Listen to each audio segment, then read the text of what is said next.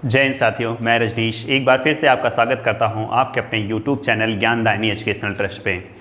तो मेरे प्यारे बच्चों, हम लोग पढ़ रहे हैं, साइंस पढ़ रहे थे अभी तक और हमने आप लोगों से वादा किया था कि क्या कहते हैं कि हम लोग क्वेश्चन सेशन का एक पीरियड लेके आएंगे, एक क्लास लेके आएंगे। तो आज हम लोगों ने क्वेश्चन सेशंस के लिए ये क्लास को तैयार किया है और ये जो क्वेश्चन सेशन क्लास है इसमें आप लोगों को कैसे पढ़ाया जाएगा इस चीज़ों को मैं बता दूं। तो देखिए, 2 दिन बायो के क्वेश्चन आपको लगवाऊंगा मैं, ठीक है। 2 दिन बायो के क्वेश्चंस लगवाऊंगा, 2 दिन आपके केमिस्ट्री के क्वेश्चंस होंगे और 2 दिन जो होंगे आपके फिजिक्स के क्वेश्चन होंगे, ठीक है। तो इस प्रकार से होगा और एक दिन जो बचता है आपको संडे का, ठीक है। तो जो आपका संडे का दिन बचता है उस दिन लगभग मैं 1 से 1.5 घंटे में आप लोगों को क्या करवाऊंगा, फिजिक्स के न्यूमेरिकल करवाऊंगा, ठीक है। क्या करवाऊंगा, तो फिजिक्स के न्यूमेरिकल करवाऊंगा, ठीक है। फिजिक्स के न्यूमेरिकल करवाऊंगा। तो इस तरीके से हम लोग करेंगे और देखिए बहुत ज़्यादा क्वेश्चंस नहीं होंगे, पर डे 25 क्वेश्चंस होंगे या इससे कम ही होंगे, या ठीक है इससे कम ही हो सकते हैं, इससे ज़्यादा भी हो सकते हैं, लेकिन बस 25 के नियर अबाउट ही रहेंगे। तो आप ये जान के रखिएगा, अगर ये मैं 25 क्वेश्चन पढ़ता हूँ तो 25 क्वेश्चन में अपने जो तैयार होने वाले हैं 100 क्वेश्चंस तैयार होने वाले हैं। एकदम बेहतरीन तरीके से हम लोग डिटेल्ड एनालिसिस करते हुए करेंगे और ये क्लास की जो टाइमिंग है वो 12 बजे है, ठीक है। 12 बजे दिन में, यानी कि 12 PM पर है, ठीक है। इस समय आप लोगों की ये क्लास चलेगी और सभी लोग आकर इसे अटेंड करिएगा, ठीक है। अभी तो मैं ये बता सकता हूँ कि अभी ये रिकॉर्डेड लाइव रहेगा, यानी कि ये जो क्लास है आपका रिकॉर्डेड लाइव क्लास है। आप ये प्रीमियरिंग हो रहा है तो इस समय आप लोग लाइव आइएगा और आके आप लोग क्या करिएगा, अपने आंसर को दीजिएगा और मैं यहाँ पर ऑफलाइन में बैठकर आप लोगों के कमेंट को देखा करता हूँ, ठीक है।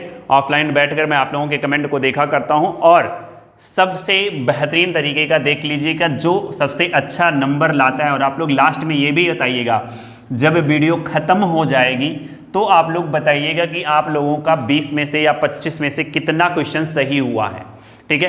कितना क्वेश्चन सही हुआ है, आपने कितना स्कोर गेन किया है। करते हैं आज का पहला क्वेश्चन। तो आपका पहला क्वेश्चन आपके स्क्रीन पे है, जल्दी से आप लोग इसका आंसर दीजिए, ठीक है। तो क्या है क्वेश्चन, न्यू मैथमेटिक खाली जगह का अध्ययन किया जाता है, ठीक है। न्यू मैथमेटिक में किसका अध्ययन किया जाता है, पहला क्वेश्चन आप लोगों का ये है, ठीक है। तो देखिए ऑप्शन क्या है आपका, ऑप्शन है पहला सिक्कों का, ऑप्शन क्या है सिक्कों का, ऑप्शन नंबर बी बर्ड्स का, चिड़ियों का,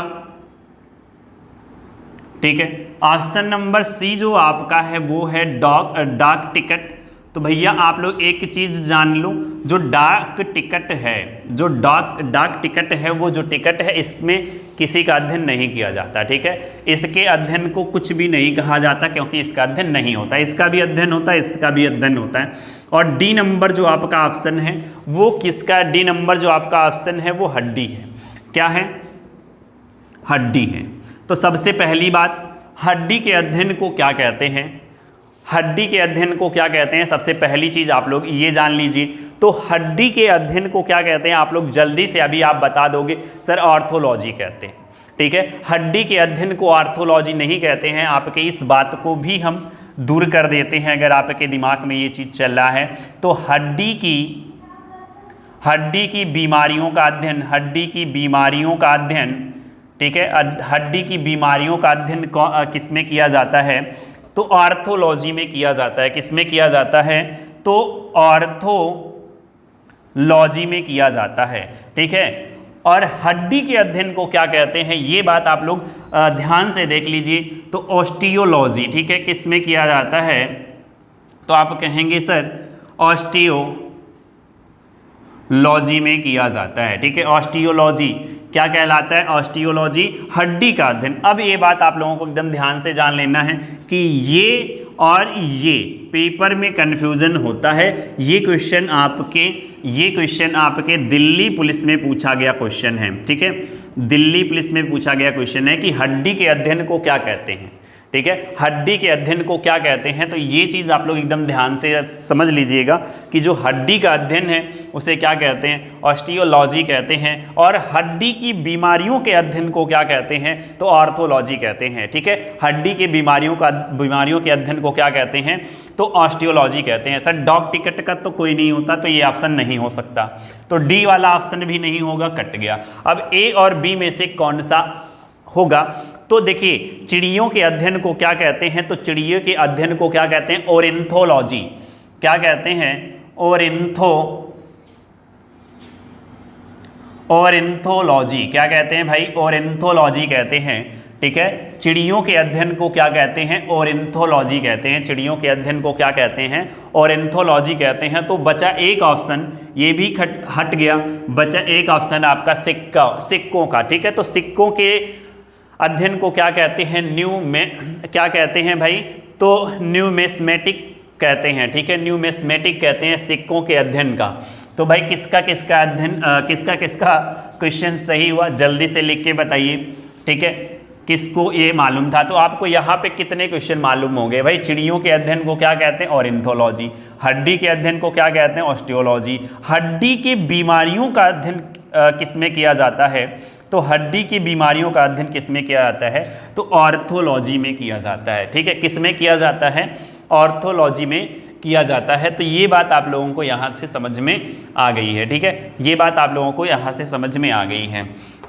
और जो अध्ययन से संबंधित हैं, ठीक है, जो अध्ययन से संबंधित है कि इसमें किसका अध्ययन किया जाता है, इसकी पीडीएफ में ज्ञानदायिनी के ऑफिशियल टेलीग्राम पे डाल दूंगा, ठीक है। तो आप लोग उस चैनल को जाकर टेलीग्राम चैनल को जाकर ज्वाइन करिए, जाकर सर्च करिएगा ज्ञानदायिनी एजुकेशनल ट्रस्ट, सर्च करिएगा ज्ञानदायिनी educational trust.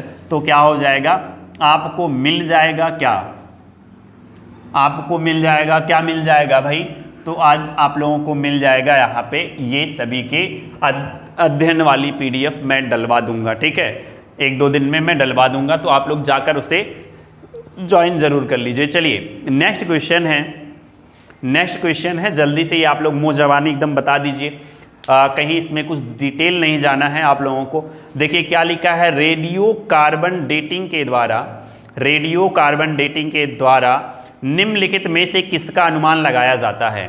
Radio carbon dating के द्वारा निम्नलिखित में से किसका अनुमान लगाया जाता है, तो आप जल्दी से ही बता देंगे सर किसका अनुमान लगाया जाता है, तो जीवाश्म का अनुमान लगाया जाता है, ठीक है। किसका अनुमान लगाया जाता है, जीवाश्म का अनुमान लगाया जाता है, ठीक है। जीवाश्म का अनुमान लगाया जाता है, जीवाश्म की आयु का पता लगाया जाता है कि ये जीवाश्म जो मिला है, ये जीवाश्म कितना पुराना है, ठीक है। ये जीवाश्म कितना पुराना है, इस बात का क्या किया जाता है, अध्ययन किया जाता है।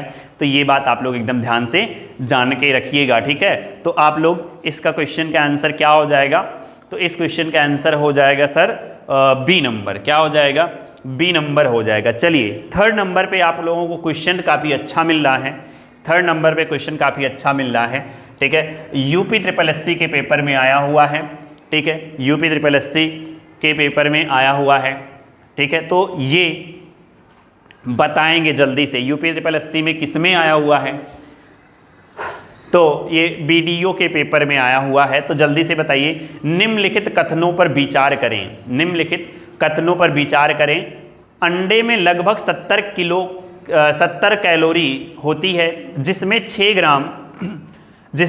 ग्राम से कुछ ज़्यादा प्रोटीन होती है, ठीक है। एक अंडा, चलिए देख लीजिए, अंडे में लगभग 70 किलो कैलोरी होती है। तो पहली बात तो अंडे के बारे में जान लो, ठीक है। अंडे से जितने क्वेश्चन बन सकते हैं आज आपके क्लियर होने वाले हैं। तो अंडे में कितनी प्रोटीन होती है जल्दी से आप लोग बताएंगे, तो अप्रॉक्स 6 ग्राम होती है, ठीक है। अप्रॉक्स 6 ग्राम क्या होती है, अंडे में प्रोटीन होती है, क्या होती है, अप्रॉक्स 6 ग्राम प्रोटीन होती है। अगर हम लोग बात करें एक एग में कैलोरी की, एक एग में किसकी कैलोरी की, तो एक एग में जो कैलोरी होती है वो कितने ग्राम की कितने कैलोरी होती है, तो 72 कैलोरी होती है, ठीक है। 72 कैलोरी होती है। अब आप लोग अंडा देखे हो ना कि नहीं देखे हो, आज जाना मार्केट में खरीद के देख लेना, फिर वापस कर देना, ठीक है, खरीद के देख लेना फिर वापस कर देना। चलिए, तो देखिए 72 कैलोरी होती है। तो आप इसमें एक बात और ध्यान दीजिए, जो अंडा होता है उसमें दो पार्ट होते हैं, एक वाइट वाला पार्ट होता है और एक येलो वाला पार्ट होता है। ठीक है, एक कौन सा पार्ट होता है, वाइट पार्ट होता है और एक येलो पार्ट होता है। एक वाइट पार्ट होता है और एक येलो पार्ट होता है। तो वाइट पार्ट वाले में कितनी कैलोरी होती है और येलो पार्ट वाले में कितनी कैलोरी होती है? तो मेरे प्यारे बच्चों, आप लोग जल्दी से इसका आंसर करिए, जल्दी से इसका आंसर करिए। जो वाइट पार्ट वाला होता है इसमें होता है 17 कैलोरी और 17 कैलोरी होता है, और इसमें जो होता है येलो पार्ट वाले में 55 कैलोरी होता है। ठीक है, येलो पार्ट वाले में क्या होता है, 55 कैलोरी होता है। तो आप लोगों को यहाँ से क्वेश्चन क्या पता चला कि एग में कितने ग्राम प्रोटीन होता है? तो 6 ग्राम प्रोटीन होता है और एग में 72 कैलोरी होता है। और एग जो होता है उसके दो पार्ट होते हैं, एक ऊपर वाला जो लेयर होता है जो थोड़ा सा कठोर होता है वो वाइट पार्ट होता है। वाइट पार्ट में कितने कैलोरी होती हैं? तो 17 कैलोरी होती है और येलो वाले पार्ट में 55 कैलोरी होती है। ठीक है, ये एनर्जी की बात कर रहे हैं। अब अगर बात करें सर प्रोटीन कौन सी होती है, तो प्रोटीन जो होती है एल्बुमिन प्रोटीन होती है। कौन सी प्रोटीन होती है? एल्बुमिन प्रोटीन होती है। सर ये वाइट वाला जो पार्ट होता है किसका बना होता है? यानी कि जो आउटर लेयर होता है, जो आउटर लेयर होता है सर किसका बना होता है? तो जल्दी से आप बताएंगे आउटर लेयर जो होता है वो किसका बना होता है? तो आप कहेंगे सर आउटर लेयर जो होता है वो कैल्शियम कार्बोनेट का बना होता है। ठीक है, किसका बना होता है? तो आप कहेंगे सर आउटर लेयर जो होता है वो कैल्शियम कार्बोनेट का बना होता है। ठीक है, कैल्शियम कार्बोनेट का जो वाइट वाला पार्ट होता है, या कह सकते हैं आउटर लेयर जो होता है वो किसका बना होता है? तो कैल्शियम कार्बोनेट का बना होता है।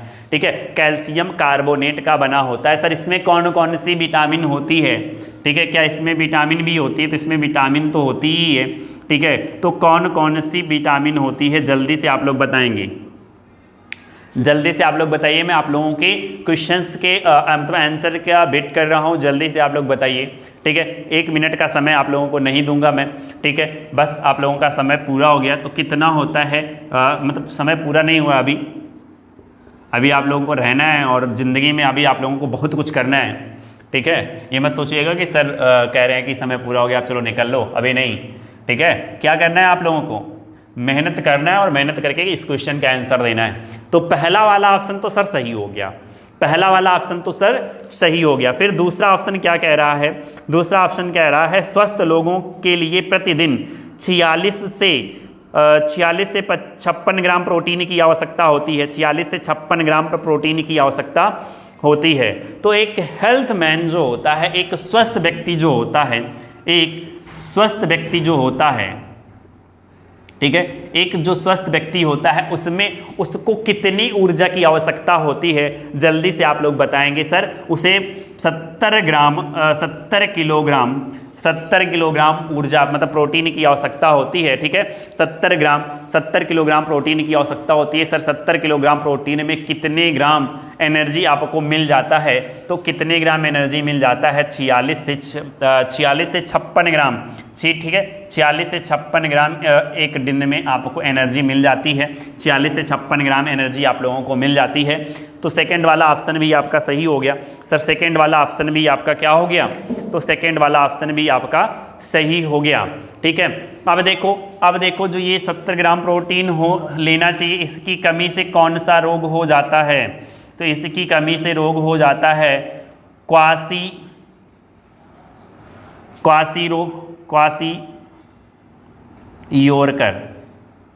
ठीक है, क्वाशियोरकर रोग हो जाता है। कौन सा रोग हो जाता है?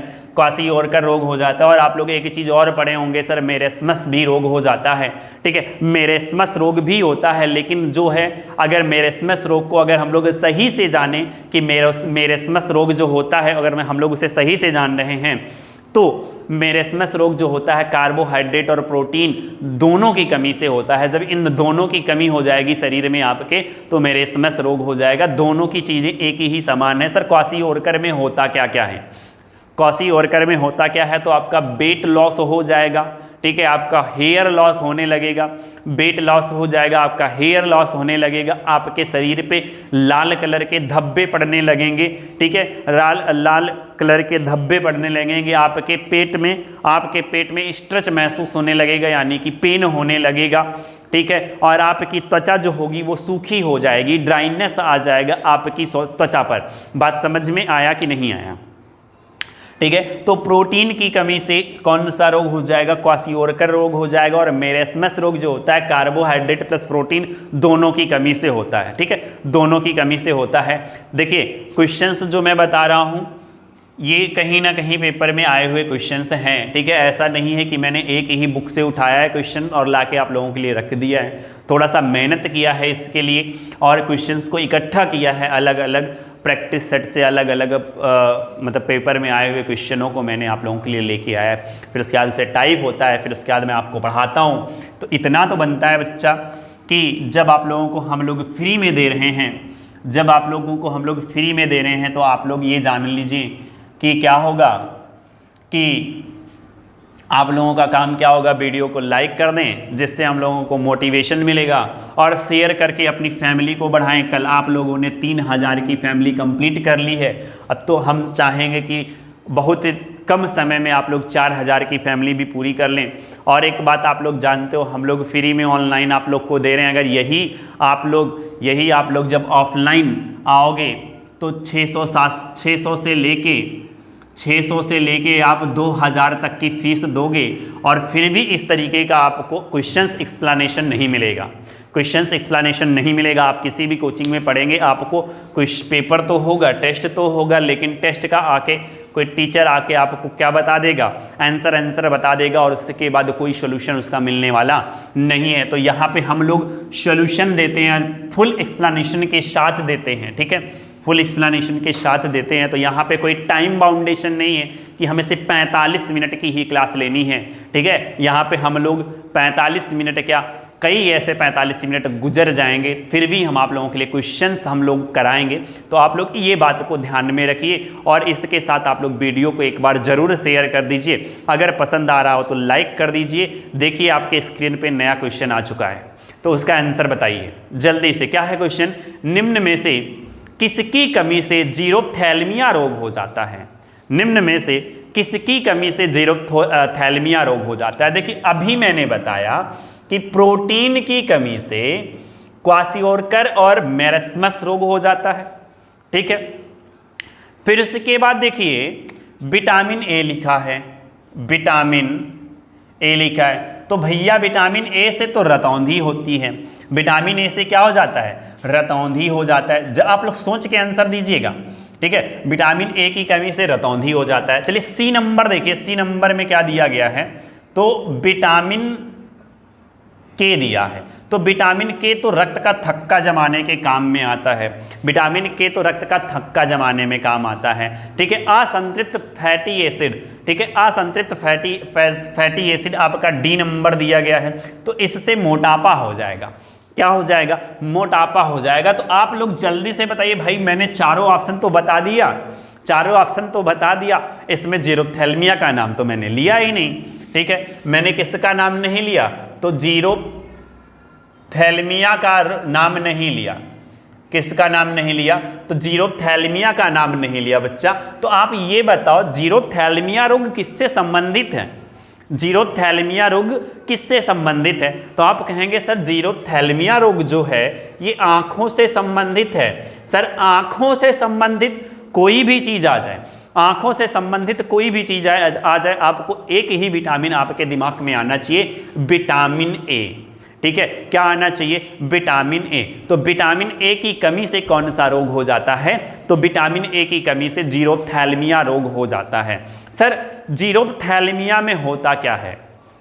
जीरोप्थैल्मिया में होता क्या है? ये रोग कैसा है? तो जो आपकी कार्निया होती है आँखों में, ठीक है, जो आपकी कार्निया होती है आँखों में, वो कार्निया क्या हो जाती है? उसमें ड्राइनेस आ जाता है। क्या आ जाता है? ड्राइनेस आ जाता है। जो आपका अश्रुग्रंथि है वो निष्क्रिय हो जाता है। जो अश्रुग्रंथि है वो क्या हो जाता है? निष्क्रिय हो जाता है। तो आपके आंखों की नमी चली जाती है, यानी कि आपके आंखों का आंसू चला जाता है। अगर आपके आंखों का आंसू चला जाएगा मेरे प्यारे बच्चों, तो आप लोगों की आंखें क्या हो जाएंगी, बेकार हो जाएंगी, क्योंकि उसमें कोई भी डस्ट पार्टिकल अगर चला जाएगा तो निकलेगा नहीं, और इस प्रकार से आपकी आंखों को वो क्या कर देगा, खराब कर देगा। तो इससे होगा, अब डस्ट पार्टिकल चला जाएगा तो आंखों में ईचिंग होने लगेगी। सर ईचिंग कभी क्या करते हो, ऐसे ऐसे क्या करते हो, हिंदी में कहते हो कलबलाते हैं, ठीक है। तो क्या होने लगता है, ईचिंग होने लगता है, तो इससे इरिटेशन भी होगा, तो आपको दिक्कत होगी, जीरोथैल्मिया, ठीक है। बात समझ में आई। विटामिन ए की कमी से और कौन सा रोग हो जाता है, नाइट ब्लाइंडनेस रोग हो जाता है, ठीक है। कौन सा रोग हो जाता है, तो नाइट ब्लाइंडनेस रोग हो जाता है। चलिए नेक्स्ट क्वेश्चन आप लोगों के स्क्रीन पे है, नेक्स्ट क्वेश्चन आप लोगों के स्क्रीन पे है।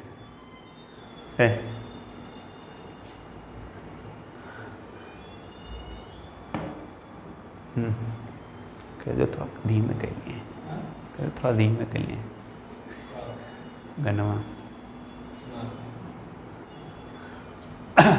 चलिए ठीक है, तो क्या क्वेश्चन है आपका, नेक्स्ट क्वेश्चन आपके स्क्रीन पे नहीं आया क्या, आ तो चुका है, देखिए एक बार, बिल्कुल आप लोग आंसर दीजिए। अब क्या आया है आंसर आपका, क्या है, निम्नलिखित कथनों पर विचार करिए। बहुत ही अच्छा क्वेश्चन है, निम्नलिखित कथनों पर विचार करिए। सिकोया संसार में लंबे वृक्ष होते हैं, सिकोया संसार में लंबे वृक्ष होते हैं, एकदम सही है, ठीक है। ऑस्ट्रेलिया में पाया जाता है सिकोया, सिकोया जो है संसार में सबसे लंबा वृक्ष होता है, बिल्कुल सही है। सिकोया संसार में सबसे लंबा है, ठीक है, सबसे लंबा है, और सबसे लंबा इसकी लंबाई 8 से ना लिख के 10 मीटर से लेके 80 मीटर तक का होता है। कितना होता है, 10 से लेके 80 मीटर तक होता है। सर ऑस्ट्रेलिया में पाया जाता है, ऑस्ट्रेलिया में पाया जाता है। सर कैसा वृक्ष है ये, तो अनावृतबीजी है। कैसा है, अनावृतबीजी, ठीक है। क्या है, अनावृतबीजी है। सिकोया एक अनावृतबीजी पौधा है, सबसे लंबा होता है, 10 से 80 मीटर की लंबाई होती है। तो बच्चों हम जो है आप लोगों को बायो में डिस्क्रिप्टिव पढ़ा रहे हैं, तो उसमें हम लोग जब प्लांट किंगडम पढ़ेंगे तो ये सारी चीज़ें पढ़ेंगे। तो आप लोग वो वाली क्लास भी लेना तो एकदम ना भूला करिए, क्योंकि आप वहाँ से नोट्स बनाएंगे तो आप लोगों को काफ़ी फ़ायदा मिलेगा क्वेश्चंस को लगाने में, ठीक है। ये बात आप लोग ध्यान दीजिएगा। चलिए नेक्स्ट चीज़ मैंने क्या बताया, सर इससे जो है सिकोया के वृक्ष से रेड वुड प्राप्त होता है, रेड वुड प्राप्त होता है। सर लाल लकड़ी प्राप्त होती है। क्या प्राप्त होती है, सर लाल लकड़ी प्राप्त होती है। तो ये जो लाल लकड़ी है, इसी के लिए अगर कहा जाए कि लाल लकड़ी वाला पेड़ कौन सा है, तो लाल लकड़ी वाला जो पेड़ होता है वो सिकोया का होता है। सर सबसे लंबा होता है, कितना होता है, 10 से 80 मीटर की लंबाई का होता है, 10 से 80 मीटर की लंबाई का होता है। कैसा है, अनावृतबीजी होता है, ठीक है, अनावृतबीजी होता है। और अनावृतबीजी होने के साथ साथ आप लोगों को ये भी बता दें कि ये संसार का सबसे बड़ा होता है। कहाँ पाया जाता है, ऑस्ट्रेलिया में पाया जाता है। सर दूसरी बात आप लोगों को मैं बताता हूँ, दूसरी बात मैं क्या बताता हूँ कि क्या कहते हैं, सबसे छोटा अनावृतबीजी क्या होता है, सबसे छोटा अनावृतबीजी क्या होता है, सबसे छोटा अनावृतबीजी सबसे छोटा अनावृतबीजी कौन सा होता है, तो इसे कहते हैं अंजीर। किसका पेड़ होता है, तो अंजीर का होता है, ठीक है।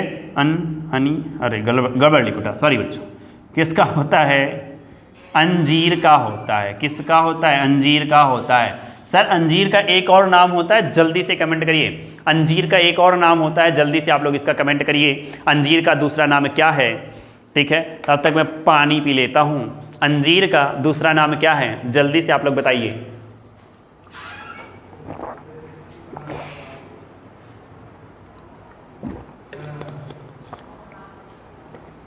सर अंजीर का दूसरा नाम क्या है, तो अंजीर का दूसरा नाम है जामिया। क्या है, अंजीर का दूसरा नाम है जामिया, जामिया, ठीक है। अंजीर का दूसरा नाम है जामिया। तो ये क्वेश्चन आपका कंप्लीट हुआ। सर आंसर क्या सही हो जाएगा, आंसर क्या सही हो जाएगा, जल्दी से आप लोग बताएंगे। तो सिकोया आवृत्तबीजी वृक्ष है, तो दूसरा वाला गलत हो जाएगा, तो इसमें केवल एक सही होगा, यानी कि ए ऑप्शन आपका सही हो जाएगा। 5 क्वेश्चन आपके कंप्लीट होते हैं। 6वें क्वेश्चन की तरफ हम लोग बढ़ लेते हैं, कापी कलम लेके और अपने दिमाग को तेज करते हुए 6वें क्वेश्चन का आंसर आप लोग दीजिए।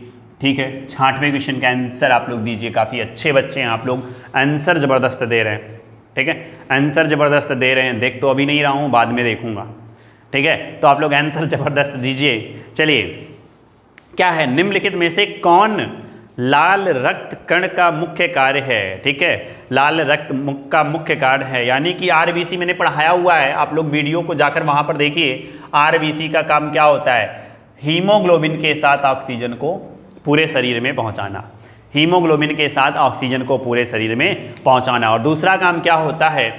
हीमोग्लोबिन के साथ कार्बन डाइऑक्साइड को वापस हृदय तक लाना, वापस हृदय तक लाना, इसका मेन काम क्या होता है आरबीसी का। तो चलिए देखते हैं क्या ऑप्शन में दिया गया है कि हीमोग्लोबिन की मात्रा कम होने पर, हीमोग्लोबिन की मात्रा कम होने पर रक्त क्षीणता रोग हो जाता है। बिल्कुल सही है। रक्त क्षीणता का मतलब एनीमिया, रक्त क्षीणता का मतलब क्या होता है? एनीमिया, यानी कि हीमोग्लोबिन की कमी से एनीमिया रोग हो जाता है। बिल्कुल सही है।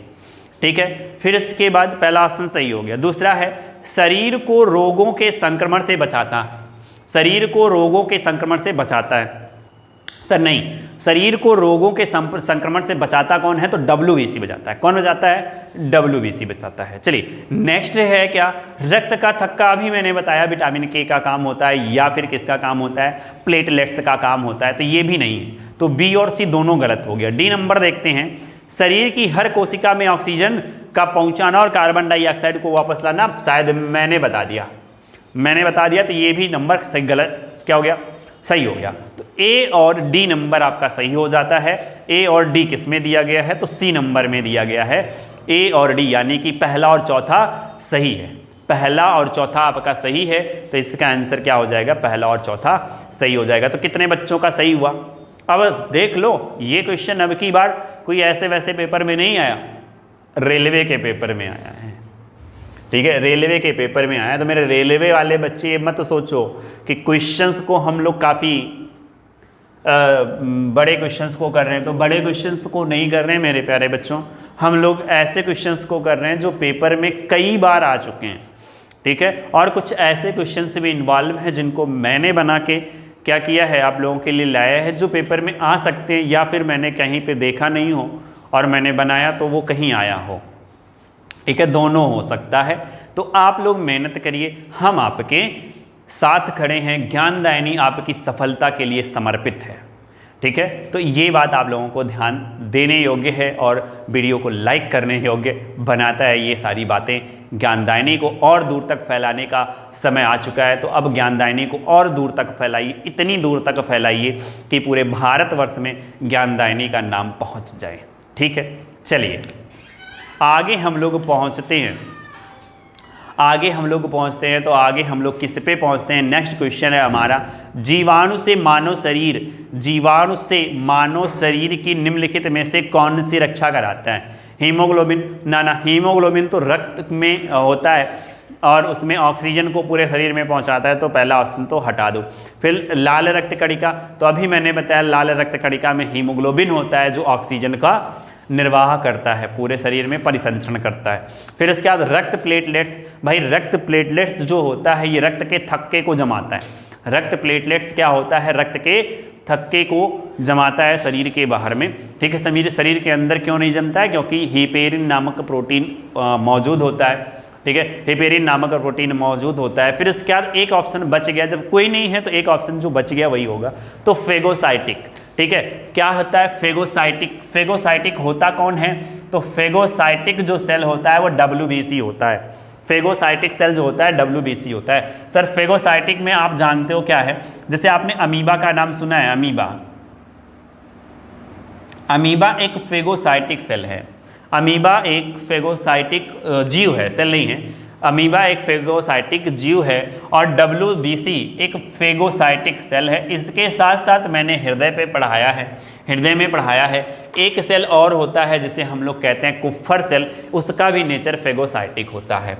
देखिए क्या होता है, अमीबा ये है, ये अमीबा होता है और यहाँ पे मान लो, ठीक है, अमीबा है और अमीबा में केंद्रक पाया जाता है, WBC में भी केंद्रक पाया जाता है, ठीक है। तो देखो ये यहाँ पे एक जीव आ गया, क्या आ गया, एक कीटाणु आ गया, बन नहीं रहा है भाई कैसे, चलो ऐसे बना लें, ठीक है, एक कीटाणु आ गया। अब इस कीटाणु को खाने के लिए अमीबा का नेक्स्ट स्टेप क्या होगा, तो अमीबा का नेक्स्ट स्टेप क्या होगा, ये अपने स्ट्रक्चर को बदलेगा और जब अपने स्ट्रक्चर को बदलेगा, जो ये चीज़ें निकल के आई इसको हम लोग कहते हैं स्यूडोपोडिया।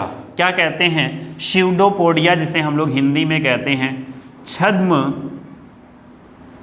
पैर। क्या कहते हैं, छद्म पैर कहते हैं। ये स्यूडोपोडिया है, इसे हम लोग क्या कहते हैं, छद्म पैर कहते हैं। बात समझ में आई। अब ये क्या करेगा, ये यहाँ पे केंद्रक रहेगा भाई, फिर अब ये क्या करेगा, तो ये क्या करेगा, अब की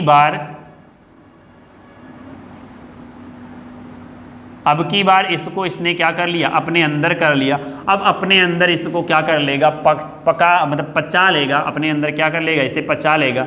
तो ये जो क्रिया है ये फेगोसाइटोसिस क्रिया है, ठीक है। ये कौन सी क्रिया है, फेगोसाइटोसिस क्रिया है। और इस क्रिया को करने वाले को क्या कहते हैं, फेगोसाइटिक कहते हैं। क्या कहते हैं, फेगोसाइटिक कहते हैं। आप लोगों को ये बात यहाँ तक समझ में आ गई भाई। यहाँ तक अगर आप लोगों को बात समझ में आ गई तो अब आप जान लेते हैं कि जीवाणुओं से लड़ने में सहायता WBC ही करेगा, क्योंकि ये जीवाणुओं का भक्षण करता है, ठीक है। इसलिए WBC को क्या कहते हैं, सिपाही भी कहते हैं, ठीक है। WBC को क्या कहते हैं, सिपाही भी कहते हैं। सारी चीज़ों को मैंने अपने लेक्चर वाली क्लास में, यानी कि ब्लड वाले चैप्टर में मैंने आप लोगों को पढ़ाया है, ठीक है। प्लेलिस्ट में जाइए और देखिए बायोलॉजी बाय रजनीश, आप जाके वहाँ पे बायोलॉजी को पढ़िए, ठीक है। अच्छे तरीके के बायोलॉजी को मैंने वहाँ पे पढ़ाना है और अच्छे तरीके से पढ़ाने की कोशिश भी और भी कर रहा हूँ। चलिए नेक्स्ट क्वेश्चन जो है आपके स्क्रीन पे, ये वाला क्वेश्चन आपका EVS से है, ठीक है। आ गया है तो यहाँ पे सॉल्व कर ले रहे हैं, ठीक है।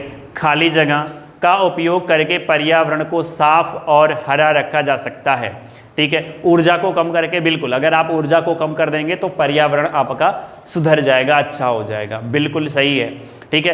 पर्यावरण के अनुकूल प्रौद्योगिकी, ठीक है, हाँ बिल्कुल सही बात है कि पर्यावरण के अनुकूल अगर आप प्रौद्योगिकी करेंगे तो आपका क्या होगा, पर्यावरण बढ़िया रहेगा, क्योंकि आप उसके अनुकूल चल रहे हैं।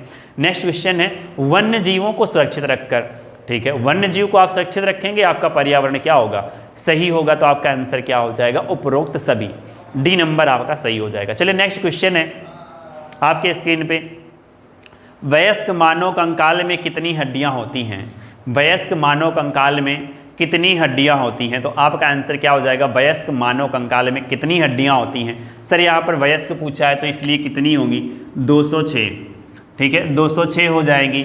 और अगर कभी बच्चों की बात कर ले तो बच्चों में 300 हड्डियां होती हैं, ठीक है। बच्चों में कितनी होंगी, 300 होंगी। और कभी कभी क्या होता है, 302 भी दिया रहता है तो वो भी सही माना ही जा सकता है, कभी कभी माना जाता है। लेकिन जो अच्छे तरीके से जो आपका NCERT मानता है वो 300 ही मानता है। तो आप लोगों का आंसर 300 नहीं होगा, आपका आंसर क्या हो जाएगा, 206, क्योंकि यहाँ पर बच्चों में नहीं वयस्क में पूछा है। किस में पूछा है, बच्चों में नहीं वयस्क में पूछा है, ठीक है।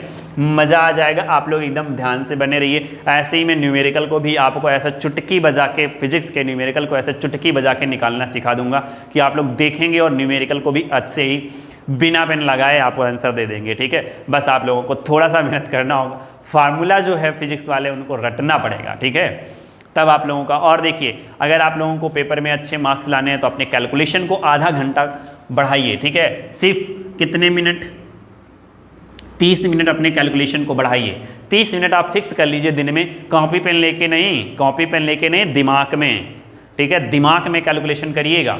बैठ जाइए कैलकुलेशन करने के लिए, सामने रख लीजिए, क्या कहते हैं, गुणा भाग वाला 6, 7, 8, 9 के जो क्लास में होता है गुणा भाग वाला, उसे सामने रख लीजिए और दिमाग में कैलकुलेशन करिए।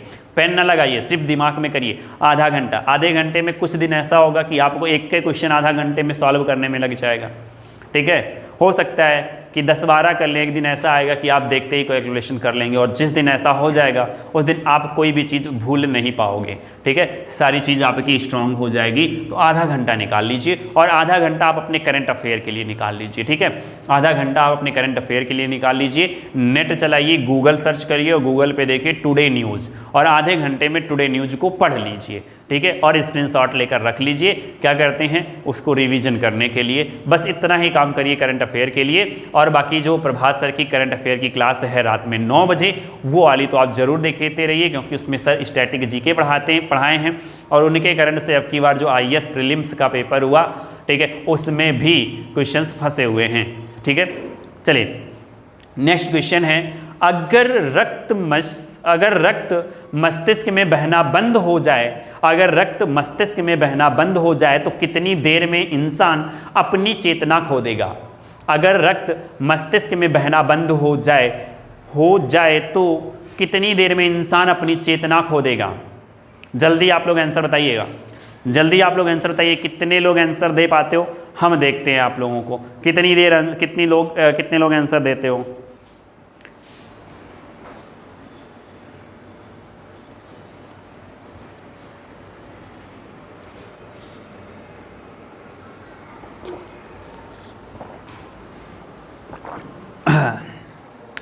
चलिए, काफ़ी लोग आंसर दे रहे हैं, तो दीजिए आंसर, बढ़िया दीजिए। ठीक है, जो आपका ब्रेन है इसको एनर्जी कितनी चाहिए? तो 80% एनर्जी, पूरे शरीर की 80% एनर्जी आपके ब्रेन को ही चाहिए। 80% एनर्जी आपके पूरे शरीर की, जो आपकी 80% एनर्जी है, किसे चाहिए? ब्रेन को ही चाहिए, क्योंकि आपका ब्रेन ही आपको क्या कर रहा है? कंट्रोल कर रहा है। ठीक है, आपका ब्रेन ही आपको क्या कर रहा है? कंट्रोल कर रहा है। ठीक है, एनर्जी आपको मिलेगी किससे? तो ग्लूकोज प्लस ऑक्सीजन।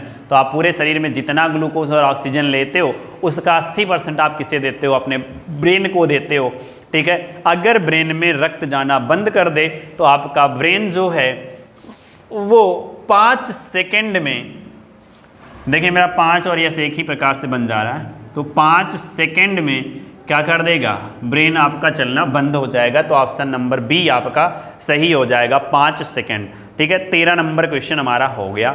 चलिए 14 नंबर क्वेश्चन चलते हैं, और आज हम लोग 15 नंबर या तो 16 नंबर तक का ही क्वेश्चन करेंगे। ठीक है, 16 क्वेश्चन आज हम लोग करेंगे, और कल की वीडियो में हम लोग 16 नहीं, हम लोग पूरे 25 से लेके 30 के बीच में क्वेश्चंस करेंगे। ठीक है, तो चलिए वीडियो थोड़ा लंबी बनेगी, क्योंकि आप देख रहे हैं कि एक क्वेश्चन में हम लोग कितना क्वेश्चन कर रहे हैं, तो ये बात आप लोग को ध्यान रखना है। और एक कॉपी और एक पेन लेके आप लोग बैठा करिए, ताकि जो ये और भी चीज़ों को मैं बताता हूँ वो सारी चीज़ें आप लोग क्या कर लिया करिए? नोट डाउन कर लिया करिए। या तो अभी आप सिर्फ फोकस करिए आंसर देने में और समझने में, दोबारा एक बार वीडियो को देखिएगा, और वीडियो को देखकर क्या करिएगा? नोट्स बना लीजिएगा। आप लोगों के लिए बहुत फ़ायदेमंद है। क्या है क्वेश्चन? निम्नलिखित में से कौन सुमेलित नहीं है? तो देखिए, हीमोग्लोबिन त्वचा, क्या भाई? पहला ही ऑप्शन आपके सामने आ गया। क्या आ गया? हीमोग्लोबिन त्वचा। लो, क्या भाई हीमोग्लोबिन त्वचा में होता है? हीमोग्लोबिन त्वचा में होता है? नहीं, यहाँ पे रक्त लिखा होता तो बात समझ में आता। रक्त ना लिखा होता तो RBC तो एटलीस्ट लिख ही देना चाहिए था। अब इतना मूर्ख तो कोई बच्चा है नहीं कि हीमोग्लोबिन त्वचा में, लेकिन कुछ लोग होते हैं।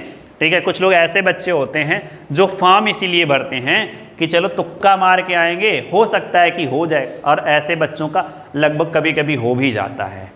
ठीक है, और जो मेहनत करने वाले बच्चे होते हैं वो कहीं ना कहीं इन लोगों से पीछे चले जाते हैं। उसका कारण यही है कि वो थोड़ा सा पढ़ाई को ज़्यादा वो ले लेते हैं, कि भारी ले लेते हैं। पढ़ाई बहुत ज़्यादा भारी है, हमने बहुत किया है लेकिन मुझे अभी कम आ रहा है, तो ऐसा मत सोचो। ठीक है, मैं पेपर देने जाना होता है मुझे ना, तो मैं क्या करता हूँ, जब पेपर देने जाना होता है उसके एक दिन पहले मूवी देखता हूँ बैठ के। ठीक है, चलिए अब देखिए, तो पहला ही ऑप्शन आपका क्या हो गया? यहाँ पे सही हो गया, बाकी सब सही है। विटामिन सी से स्कर्वी रोग हो जाता है। कार्बोहाइड्रेट आलू में होता है, बिल्कुल कार्बोहाइड्रेट आलू में होता है। मक्खन में वसा होता है, बिल्कुल मक्खन में वसा होता है। चलिए 15 नंबर क्वेश्चन क्या है? इसका क्या कारण है कि रुधिर वर्ग O, इसका क्या कारण है कि रुधिर वर्ग O के व्यक्ति का रुधिर अन्य सभी वर्गों के व्यक्तियों को नहीं दिया जा सकता है? तो भैया मैंने यहाँ पे एकदम चार्ट बना बना के आप लोगों को, ठीक है, चार्ट ना कि चार्ट बना बना के आप लोगों को क्या किया था, बताया था कि किसमें क्या होता है। तो जल्दी से आप लोग इसमें बताएंगे कि इसमें एंटीजन नहीं होते हैं, ठीक है, इसमें एक ही एंटीजन होता है, इसमें एंटीबॉडी नहीं होता है, इसमें एंटीबॉडी और एंटीजन दोनों नहीं होता है। तो इसमें आपका आंसर क्या सही हो जाएगा, इसमें एंटीजन नहीं होता, ठीक है, इसमें एंटीजन नहीं होता। इसीलिए तो ये सभी व्यक्तियों को क्या कर सकता है, क्या कर सकता है, सर्वदाता है ना ओ, तो दे सकता है, तो दे सकता है, ठीक है। चलिए नेक्स्ट क्वेश्चन है, डायस्टोल स्थिति के समय, डायस्टोल स्थिति के समय क्या होता है, जल्दी से बताइए। बताया आपको डायस्टोल स्थिति के समय क्या होता है, मैंने बताया आपको लोगों को क्या है कि जो बीपी होता है, ब्लड प्रेशर क्या होता है, 120 mmHg अपान 80 mmHg, ठीक है, कितना होता है 120 अपान 80।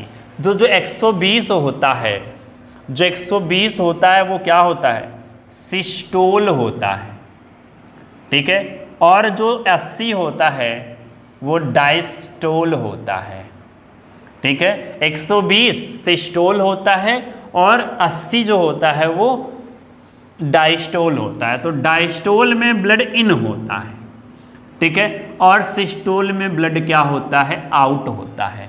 डायस्टोल में ब्लड इन होता है और सिस्टोल में ब्लड क्या होता है, आउट होता है। तो ये बात आप लोग जान लीजिए। इन होगा मतलब कहाँ भाई, ये बात आप नहीं तो कहो कि सर पता नहीं कहाँ इन होता है, हृदय में। कहाँ होता है, तो हृदय में। तो भैया आप लोग कोशिश करते रहिए, क्योंकि कोशिश करने वालों की कभी हार नहीं होती। तो आप लोग कोशिश करते रहिए, और जितना कोशिश आप लोग पढ़ने के लिए करेंगे और जितना ही आप लोग हमारे साथ जुड़े रहेंगे, उतना ही मेहनत करके हम आप लोगों के लिए क्वेश्चंस को लेके आएंगे। और वो सारे क्वेश्चंस जो आप लोगों के पेपर में कहीं ना कहीं आए हुए हैं, ये तो नहीं कह सकता हूँ कि यही क्वेश्चन आएंगे, लेकिन ये कह सकता हूँ कि यही क्वेश्चन आए थे, ठीक है, या यही कह सकता हूँ कि ये क्वेश्चन आए थे, ये नहीं कह सकता कि आएंगे। क्योंकि अगर मैं इतना बड़ा भगवान का भैया होता तो आप जान रहे हो कि आज IAS अधिकारी बन के घूम रहा होता, ठीक है। तो भैया आप लोगों को आज का सेशन कैसा लगा, आप लोग कमेंट करके ज़रूर बताइए, और बताइए कि आप लोगों का 16 क्वेश्चन में से कितना क्वेश्चन सही हुआ। तो आप लोग एक उद्देश्य बना लीजिए, आपको कौन वाली वैकेंसी लेनी है, लेखपाल में लेखपाल बनना है कि UPSI में जाना है, NTPC में जाना है। देखिए दो चीज़ है। अब देखिए NTPC में 32,000, 35,000, 32,000 जितने भी पोस्ट हैं, ठीक है, 32,000 पोस्ट हैं, पूरी इंडिया भरी है इसे, पूरी इंडिया भरी है, पूरे इंडिया के बच्चे इसमें प्रतिभाग ले रहे हैं, ठीक है, ठीक है। तो लगभग 1-1.5 करोड़ लोग क्या किए हैं, भरे हुए हैं, 1-1.5 करोड़ लोग इसको भरे हुए हैं। तो भाई फाइट इसमें ज़्यादा होगी, ठीक है, फाइट इस पर ज़्यादा होगी। और आप में जो 8,000 पोस्ट है लेखपाल का, तो इसमें वही बच्चे भरेंगे जो CCC किए होंगे, वही बच्चे भरेंगे जो CCC किए होंगे। ध्यान से मेरी बात को सुनिएगा। और वही बच्चे इसमें भरेंगे जो यूपी के होंगे, यानी कि यूपी वाले ज़्यादा होंगे, इंडिया के तो काफ़ी कम होंगे, ठीक है। इंडिया के तो पूरे मतलब सॉरी इंडिया में यूपी भी आता है, तो इंडिया के हम लोग भी हैं, ठीक है। तो पूरे भारत से जो है अन्य राज्यों के लोग यहाँ पे कम होंगे। तो यहाँ पे फाइट करना आप लोगों के लिए थोड़ा आसान है, और यहाँ पे आप लोगों को फाइट करने के लिए कठिन है, ठीक है। और यूपी की लगभग 1-1.5 करोड़ आबादी ही होगी, तो उतने में से ऐसे लोग होंगे जो अभी CCC नहीं किए होंगे। तो CCC अगर नहीं, देखिए भाई CCC तो मांगेगा क्योंकि राजस्व विभाग का है, तो CCC मांगेगा, ठीक है। तो आप लोग अभी CCC का फॉर्म डाल सकते हैं, और उसके बाद जनवरी में पेपर दे सकते हैं, पेपर दे के CCC का सर्टिफिकेट, अभी देर नहीं है, आप लोग कर सकते हैं। तो आप लोग इस वाले में ज़्यादा बढ़िया से फाइट करिए, ज़्यादा अच्छा होगा। NTPC के लिए मैं आप लोगों के लिए लगा हूँ, NTPC के लिए मैथ का भी प्रैक्टिस सेट आ जाएगा, प्रैक्टिस बैच आ जाएगा, NTPC के लिए आप लोगों का रीजनिंग का भी प्रैक्टिस बैच आ जाएगा। तो आप लोग बने रहिए ज्ञानदायिनी के साथ। अगर आपको आज की वीडियो अच्छी लगी हो तो ज़्यादा से ज़्यादा आप लोग इसे शेयर करिए और ज़्यादा से ज़्यादा लाइक करिए, ठीक है। और जब आप लोग ज़्यादा से ज़्यादा लाइक करेंगे, ज़्यादा से ज़्यादा शेयर करेंगे, तो हम आप लोगों के लिए और भी मेहनत करके और भी अच्छे तरीके से और भी चीज़ों को इन्वॉल्व करके आप लोगों के लिए लेके आएंगे। तो फिलहाल आज के लिए इतनी ही क्लास, मिलते हैं हम लोग नेक्स्ट क्लास में। तब तक के लिए जय हिंद, जय भारत, आपका दिन शुभ हो।